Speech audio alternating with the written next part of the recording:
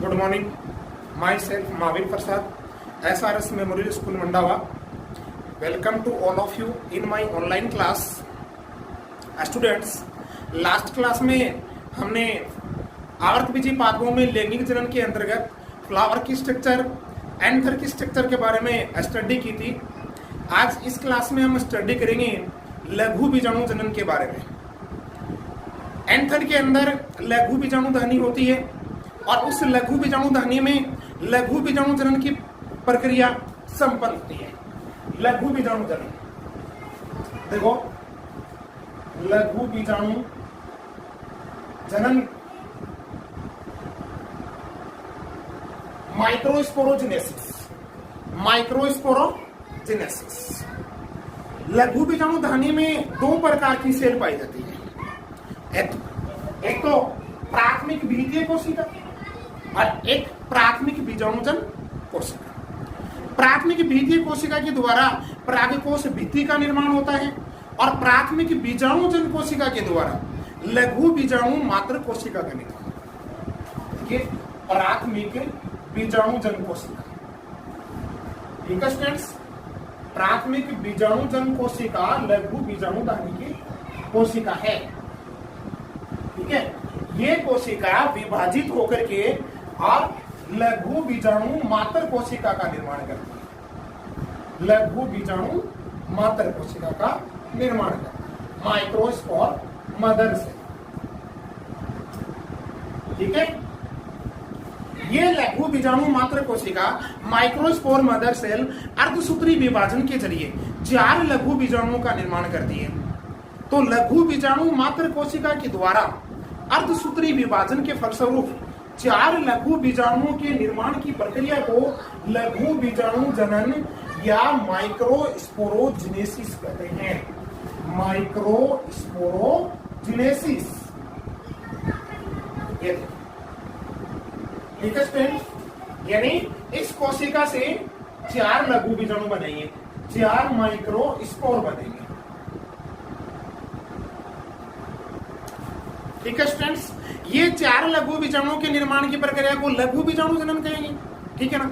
अब ये चारों माइक्रोस्पोर लघु बीजाणु दानी में परस्पर संयुक्त अवस्था में पाए जाते हैं और इनकी संयुक्त अवस्था को चतुष्क कहते हैं। इन चारों लघु बीजाणुओं की संयुक्त अवस्था को चतुष्क कहते हैं, टेट्रेट, ठीक है, टेट्रेट। और ये टेट्रेट लघु बीजाणु दानी में 5 प्रकार के, मतलब चारों माइक्रोस्पोर एक चतुष्क में 5 प्रकार से व्यवस्थित रह सकते हैं, 5 प्रकार से, ठीक है स्टूडेंट्स। ये 5 प्रकार कौन कौन से हैं देखो। नंबर 1 चतुष्फलकीय, देखिए चतुष्फलकीय टेट्रेड।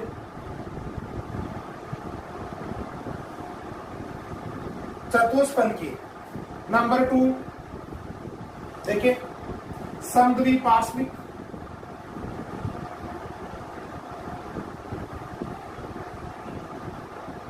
समद्विपार्श्विक। और नंबर 3 ट्रोसिक। और नंबर 4 टी शेप, यानी टी आकार। और नंबर 5 रेखीय, यानी चतुष्क में 4 माइक्रोस्पोर 5 प्रकार से व्यवस्थित हो सकते हैं। नंबर 1 टेट्राहेड्रल, आइसोबाइलेटरल, क्रोसिक, डेक्यूसेट, टी शेप, लीनियर, ठीक है। चतुष्फलकीय को इंग्लिश में कहते हैं टेट्राहेड्रल, टेट्राहेड्रल। आइसोबाइलेटरल सेकंड है आइसोबाइलेटरल, ठीक है। थर्ड है डेक्यूसेट, ठीक है। फोर्थ है टी शेप और फिफ्थ है लीनियर, ठीक है स्टूडेंट्स। अब इन 5 में व्यवस्था क्या होती है माइक्रोस्पोर की, देखो उसके बारे में चर्चा करेंगे। चतुष्फलक की जो व्यवस्था है, इसमें 3 माइक्रोस्पोर तो सामने की तरफ और 1 माइक्रोस्पोर उन तीनों के पीछे की तरफ। इसका मतलब 3 तो हमें दिखाई देंगे और 1 माइक्रोस्पोर हमें दिखाई नहीं देगा। चतुष्फल की व्यवस्था कैसी होगी देखना।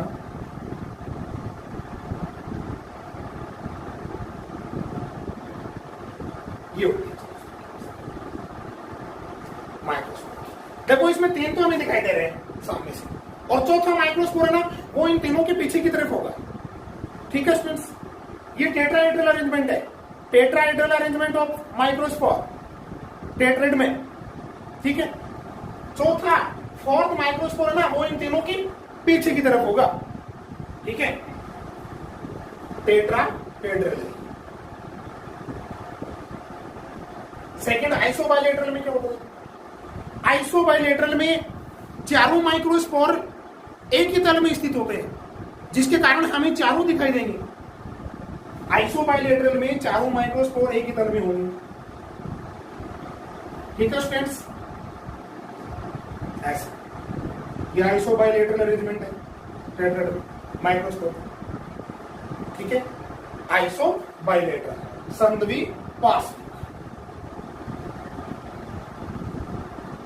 ठीक है, और थर्ड है क्रोसित डेक्यूसेट में। देखो डेक्यूसेट टेट्राहेड में क्या है कि चार माइक्रोस्पोर के दो पैर बनते हैं, एक पैर ऊपर की तरफ और एक पैर नीचे की तरफ, और ये दोनों पैर एक दूसरे के समकोण पे स्थित होते हैं।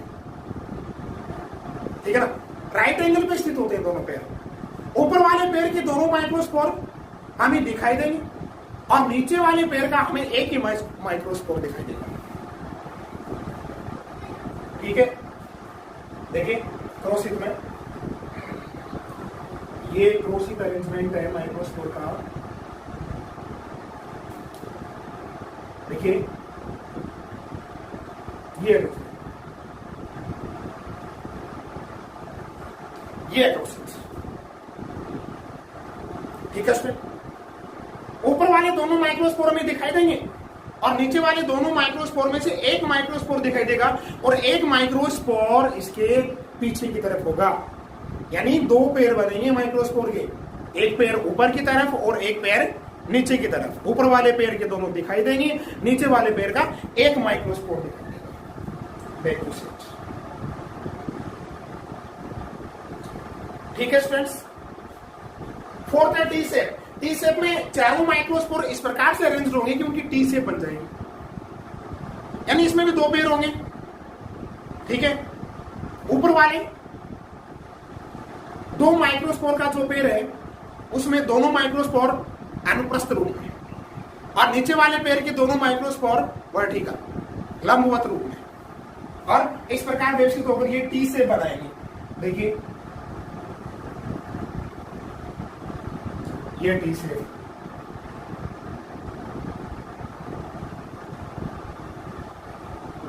ये टी शेप देखो ऐसे। ठीक है ना, ऐसे ऐसे, मतलब दो तो अनुप्रस्थ है और दो लंबवत है। ठीक है, ऊपर वाले दो माइक्रोस्पोर अनुप्रस्थ रूप में और नीचे वाले इनके लंबवत रूप में, तो टी शेप बन गई ना। चारों माइक्रोस्पोर मतलब टी शेप बनाते हैं टेट्राहेड के। ठीक है, फिर रैखिक। रैखिक में चारों माइक्रोस्पोर एक रेखा के रूप में, लाइन के रूप में अरेंज करते हैं, लाइन की फॉर्म में अरेंज होंगे। देखिए लीनियर टेट्राहेड में क्या व्यवस्था होती है, लीनियर। देखिए स्टूडेंट्स, लीनियर में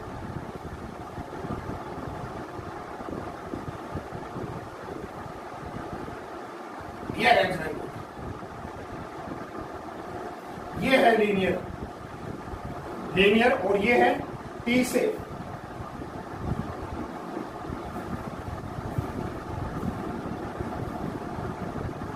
ठीक है स्टूडेंट्स, मतलब इसमें चारों माइक्रोस्पोर है ना, वो क्या होंगे, एक लाइन के रूप में। ठीक है, एक लाइन के रूप में। देखिए यहां बनाता हूं ये लीनियर,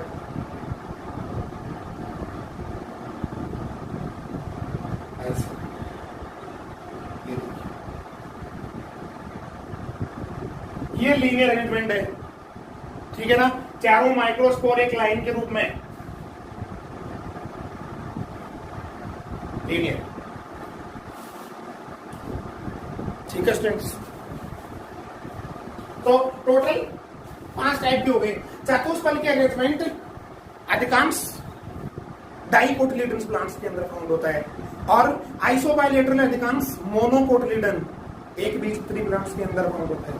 ठीक है, और ये जो क्रोसित टेट्रेट जो है मैग्नोलिया प्लांट्स के अंदर फाउंड होता है और ये जो टी शेप चतुष्क है ये एरिस्टोलोकिया प्लांट्स के अंदर फाउंड होता है और ये जो रेखिक लीनियर अरेंजमेंट है ये लीनियर हेलोफिला के अंदर फाउंड होता है, हेलोफिला प्लांट्स। तो इस प्रकार से स्टूडेंट्स चतुष्क के अंदर इस माइक्रोस्पोर का जो अरेंजमेंट्स है वो 5 टाइप का होता है। ठीक है, यू अंडरस्टैंड। अब एक चतुष्क में ये चारों माइक्रोस्पोर केलोज नामक पदार्थ के द्वारा जॉइंट रहते हैं, जुड़े हुए रहते हैं केलोज के अंदर। तो टेपिटम से केलेज एंजाइम सेक्रेट होता है, केलेज एंजाइम, और वो केलेज एंजाइम इन चारों को फ्री करता है, मुक्त करता है। ठीक है ना, और ये चारों माइक्रोस्पोर मुक्त होने के बाद में इनको बोलेंगे परागकण या पोलन ग्रेन, परागकण पोलन ग्रेन। ठीक है ना, और इनको मैच्योर होने के लिए टेपिटम लेयर, लघु बीजाणु दाहिनी की जो टेपिटम लेयर है वो इनको पोषण प्रदान करती है। ठीक है स्टूडेंट्स, लघु बीजाणु दाहिनी की टेपिटम लेयर इनको पोषण प्रदान करती है जिसे मैच्योर होते हैं और मैच्योर होने के बाद ये केलेज एंजाइम से मुक्त होकर के और लघु बीजाणु दाहिनी के स्फुटन के बाद बाहर निकल जाती है। ठीक है ना, अब टेट्रेट से लघु बीजाणु दाहिनी का स्फुटन होने के बाद ये बाहर एनवायरमेंट में आते हैं। ठीक है ना, तो इससे नेक्स्ट हम पढ़ेंगे लघु बीजाणु दाहिनी का स्फुटन, माइक्रोस्पोर एंजाइम का स्फुटन। माइक्रोस्पोर एंजाइम का जो स्फुटन है ये भी बच्चों 4 प्रकार से हो सकता है। देखो, एक टेट्रेट में जो पोलन ग्रेन्स होते हैं ये मुक्त, पोलन ग्रेन्स के मुक्त होने के लिए माइक्रोस्पोर एंजाइम का स्फुटन होना जरूरी है, डाइजेस्टेस होना जरूरी है। ठीक है ना, तो लघु बीजाणु दाहिनी का स्फुटन देखिए स्टूडेंट्स, लघु बीजाणु दाहिनी का स्फुटन भी 4 प्रकार से हो सकता है। लघु बीजाणु दाहिनी का स्फुटन मतलब लघु बीजाणु दाहिनी का फटना, स्फुटित होना, और इसके स्फुटन से क्या होगा, पोलन ग्रेन्स एनवायरमेंट में आएंगे, बाहर आएंगे फ्री होकर के।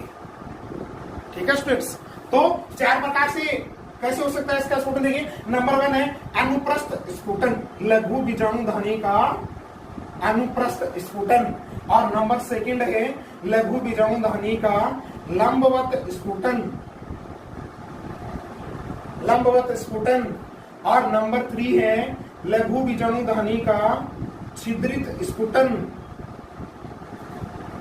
ठीक है, अनुप्रस्थ, लंबवत स्फुटन और छिद्रित स्फुटन, और नंबर 4 है कपाटीय स्फुटन। नंबर 4 कपाटीय स्फुटन। ये 4 टाइप से लघु बीजाणु दाहिनी का स्फुटन हो सकता है। ठीक है स्टूडेंट्स, अनुप्रस्थ में लघु बीजाणु दाहिनी के दोनों जो लोब है, दोनों लोब, एंथर के दोनों लोब अनुप्रस्थ रूप में स्फुटित होते हैं, और लंबवत में एंथर के दोनों लोब वर्टिकली, अनुप्रस्थ में हॉरिजॉन्टल और लंबवत में वर्टिकल स्फुटित होते हैं। एंथर के दोनों जो लोब है वो वर्टिकली स्फुटित होंगे, और वर्टिकली स्फुटित होने से पोलन ग्रेन क्या होंगे, बाहर निकल जाएंगे।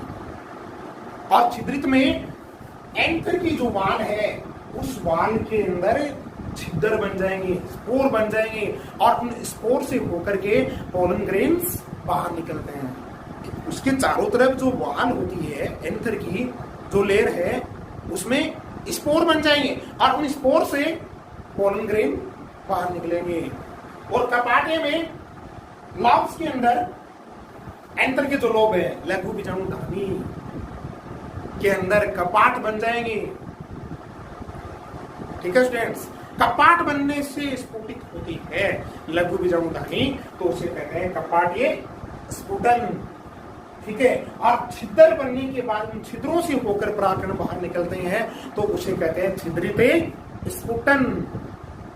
ठीक है स्टूडेंट्स, तो इस प्रकार से लघु बीजाणुधानी का स्फुटन कितने प्रकार से हो सकता है? 4 प्रकार से हो सकता है। ठीक है, अब जो लघु बीजाणु बने लघु बीजाणुधानी में, ठीक है, उन लघु बीजाणुओं के फ्री होने के बाद, केलेज एंजाइम से फ्री होने के बाद उनको परागकण या पोलन ग्रेन्स नाम दिया गया। परागकण क्या है? परागकण एक कोशिकीय, एक केंद्र की अगुणित गोलाकार कोशिका है। परागकण एक कोशिकीय संरचना है, एक कोशिकीय और एक केंद्र की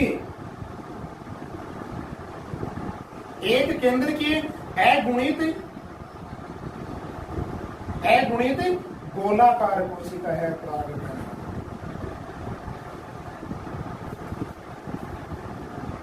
ठीक है स्टूडेंट्स, जो नर युग्मकोद्भिद की प्रथम कोशिकीय अवस्था होती है। परागकण नर युग्मकोद्भिद की प्रथम कोशिकीय अवस्था होती है, जो एक कोशिकीय, एक केंद्र की अगुणित गोलाकार कोशिका है। ठीक है, जो केलेज एंजाइम से फ्री होकर के लघु बीजाणुधानी के स्फुटन होने के बाद एनवायरमेंट में बाहर निकलते हैं।